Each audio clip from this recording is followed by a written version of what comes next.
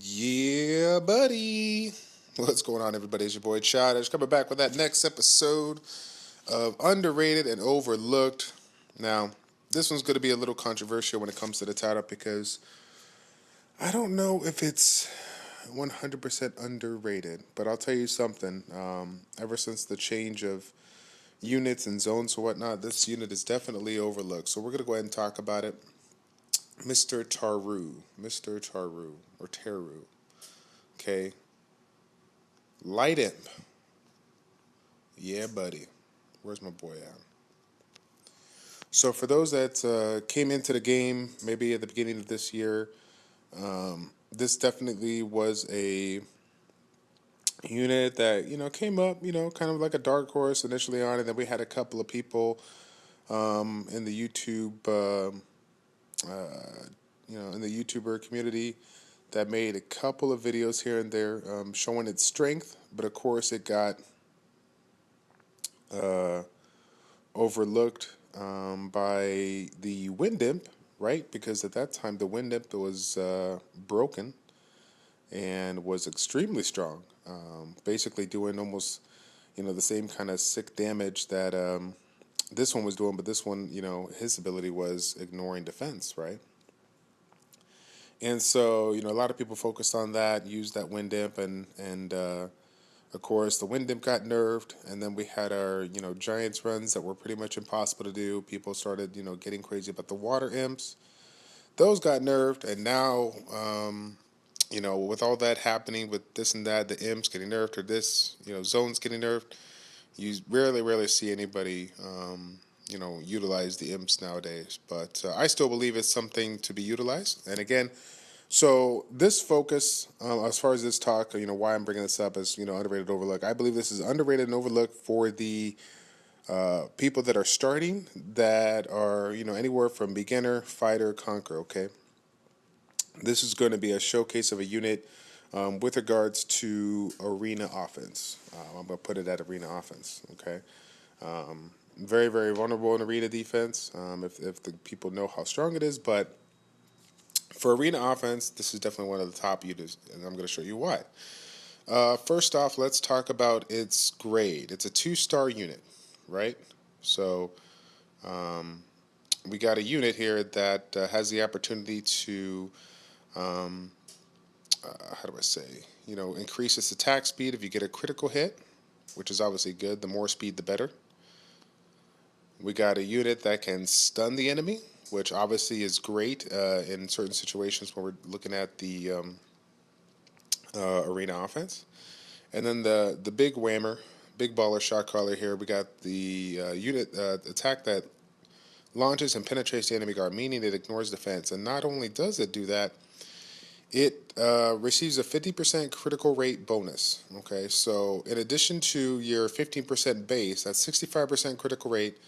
And so 65% critical rate without even trying. This spell is, generally speaking, going to critically hit. So, again, let's go ahead and bring up on the grade. It's a light unit, but it's 2-star.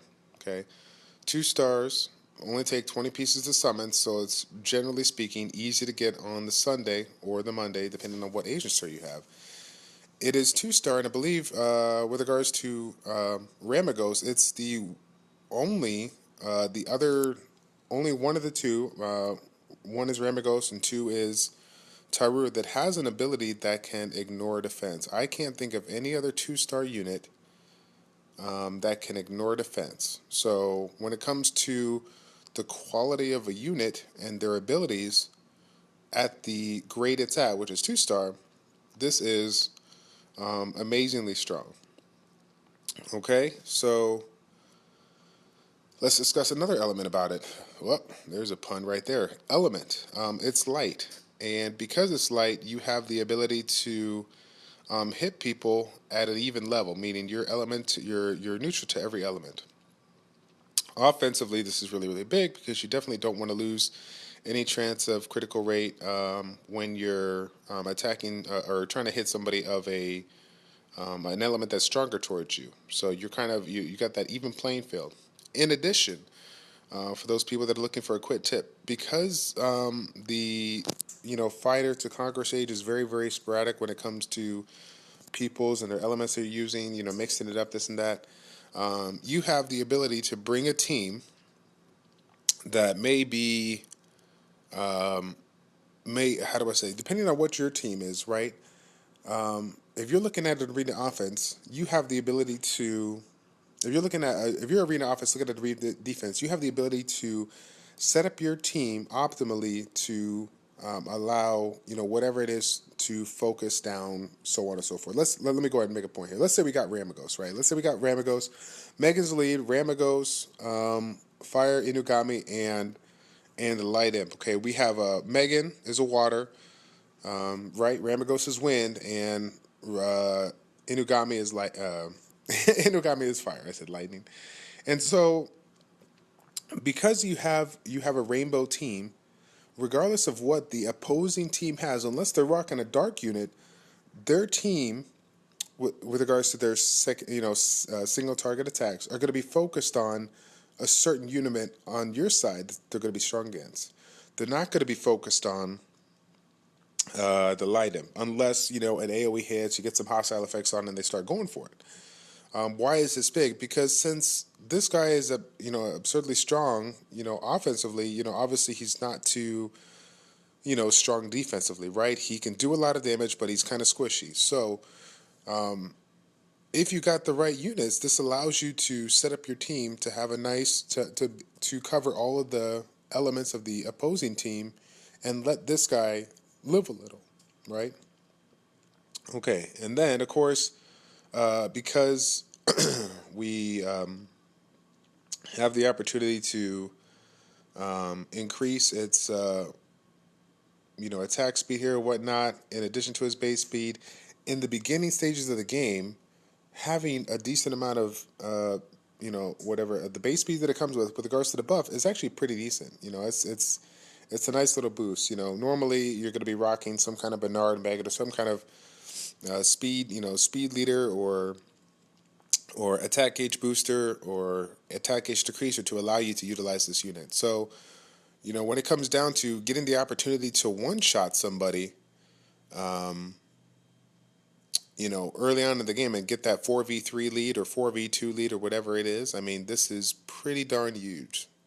So, how do we go about, utilizing this unit in a team? Like I said, if you're trying to bring a rainbow-based team or a two-tone team, as long as your elements cover the opposing team's elements and they can take a hit, then you're good. I believe that with this particular unit in the early stages of the game,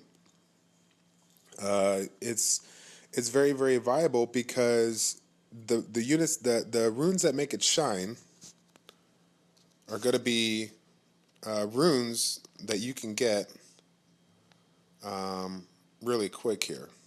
So I believe that the rage, and I believe we got a lot of people that put their 2 cents in. We believe that that rage blade is a very very strong set for this. Focusing on attack on the 2 slot, crit damage on the 4 slot, and then attack on the 6 slot.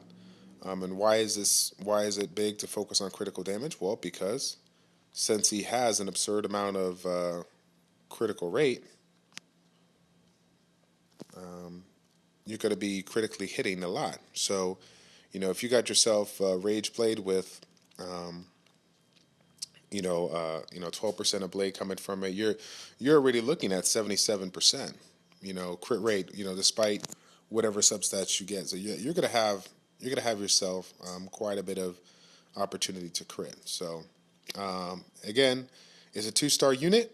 You have the ability to max it out really, really well. So if you get the opportunity to farm this unit, where are we at here? Magic Shop.